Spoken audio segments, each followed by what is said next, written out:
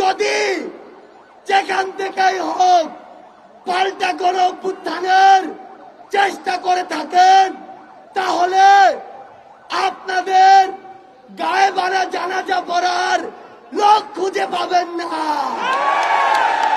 যেই নৌকার মাঝেই এরা সাজুক না কেন, নৌকা সহ ডুবিয়ে দিতে হবে।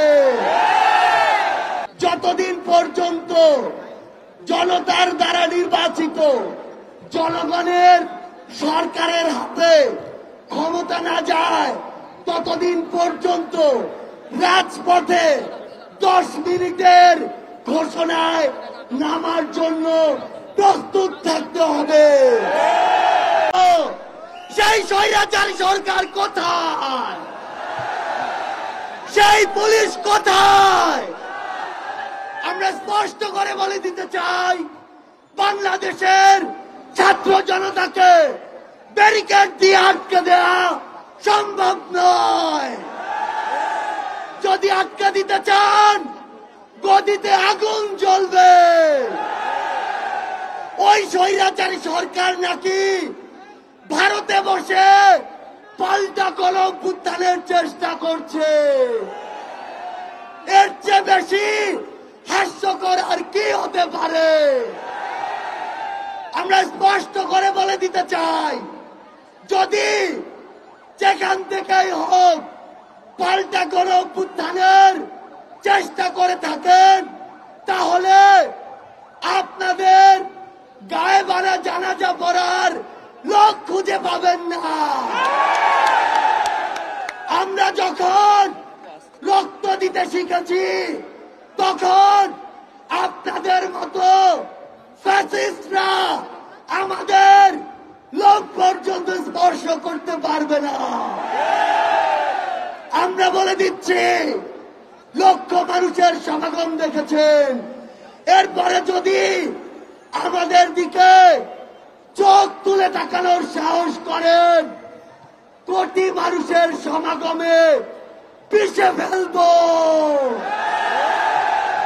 আমরা স্পর্শ করে বলে দিতে চাই, এই বাংলাদেশ 16 বছর পরে স্বাধীনতার যে নতুন মুখ দেখেছে, সেই মুখের দিকে কেউ যদি নজর দেওয়ার চেষ্টা করে, তাহলে তার জায়গা আমাদের এই বাংলাদেশে হবে না।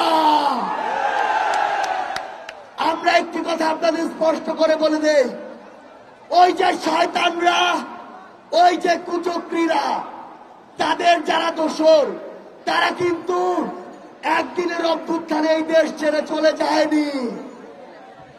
সালমান এফ রহমানের মতো ভণ্ড সেজে লুকিয়ে আছে আমাদের আশেপাশে। এদেরকে প্রতিহত করতে হবে। যেই নৌকার মাঝেই এরা সাজুক না কেন, নৌকা সহ ডুবিয়ে দিতে হবে। আপনাদেরকে স্পষ্ট করে বলি, আমরা আমাদের একটি ধাপ মাত্র পার হয়েছি। যতদিন পর্যন্ত জনতার দ্বারা নির্বাচিত জনগণের সরকারের হাতে ক্ষমতা না যায়, ততদিন পর্যন্ত রাজপথে 10 মিনিটের ঘোষণায় নামার জন্য প্রস্তুত থাকতে হবে। যেই গর্ত দিয়ে ওই ফ্যাসিস্টের দোসররা বের হওয়ার চেষ্টা করবে, 2টা কাজ করতে হবে।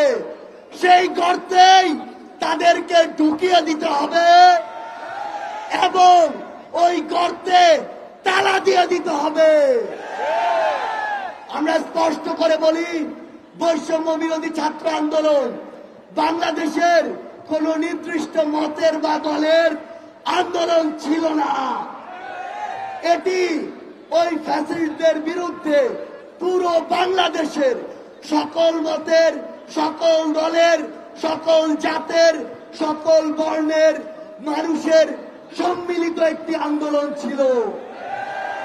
সে জায়গা থেকে সামনে যদি বিন্দু পরিমাণ কোন বাধার আশঙ্কা আমরা দেখি, হলে ওই 5ই আগস্টের মতো জনতার স্রোতে তাদেরকে পিছিয়ে দিতে হবে।